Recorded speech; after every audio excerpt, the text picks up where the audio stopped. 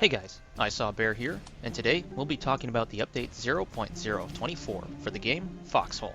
The way we're going, there's only one way there. To get right into the thick of it, this update brings a couple of new features and a new location for us to battle over.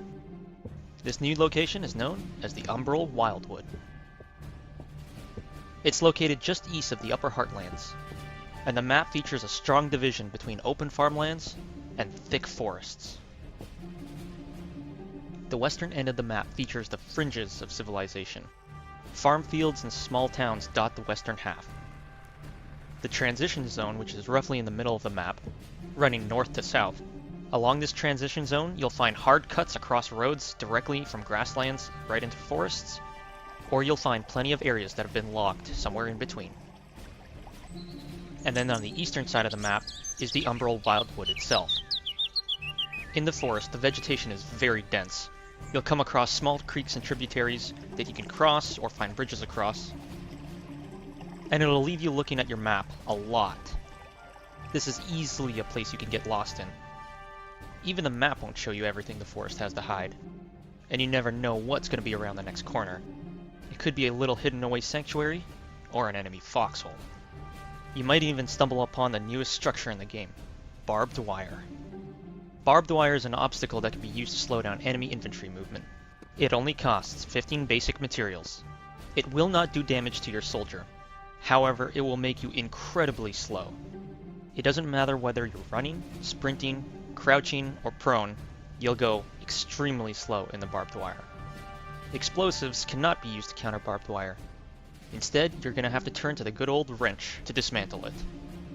It only takes a few seconds to dismantle, so barbed wire is definitely best used alongside other defensive structures like foxholes and pillboxes. You'll want to use the barbed wire to funnel your enemies into these killing zones. Otherwise, using barbed wire on its own will leave your base very exposed. The next big change that people have been clamoring for is the spawn system. Now we know in the past the spawn system wasn't perfect. In fact, a lot of the times it worked against the player. However, now they've introduced a new dynamic spawn system. Wild spawn points will now be dynamically placed. These spawn points will avoid enemy players, vehicles, structures, and walls. I tested this out a few times. It seems to be working well for now, but we'll see once the servers are capped, and when one faction has the other pushed against a corner. A few small changes have come to the town halls. The initial faction town hall will now contain 60 soldier supplies at the beginning of a round. However, newly constructed town halls anywhere on the map will not start with any soldier supplies. 0. You guys are going to have to bring those on your own.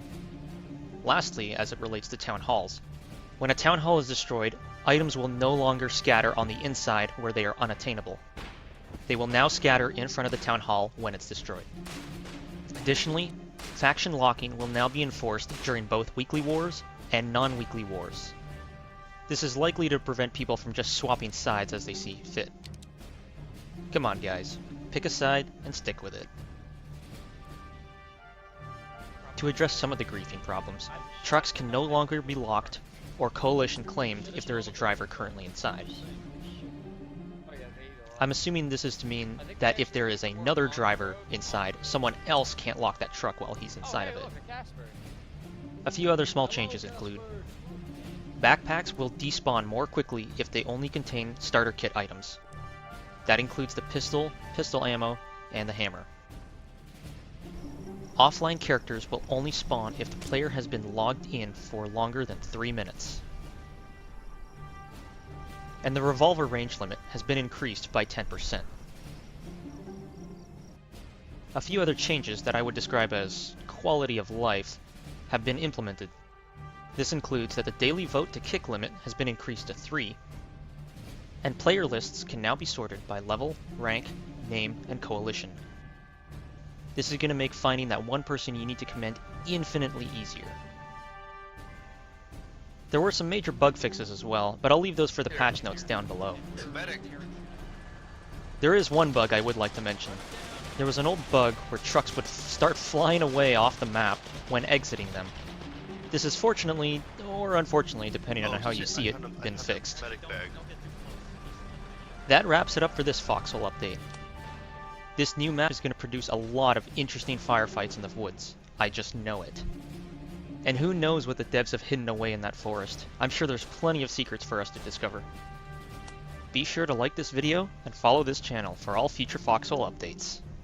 And as always, good luck, keep your heads down, and stay in your foxholes. Bear, Space they have in your truck, by the way. out. Empty, rather. Because I'll probably end up giving you some of my components because I have a bunch of materials in here anyway.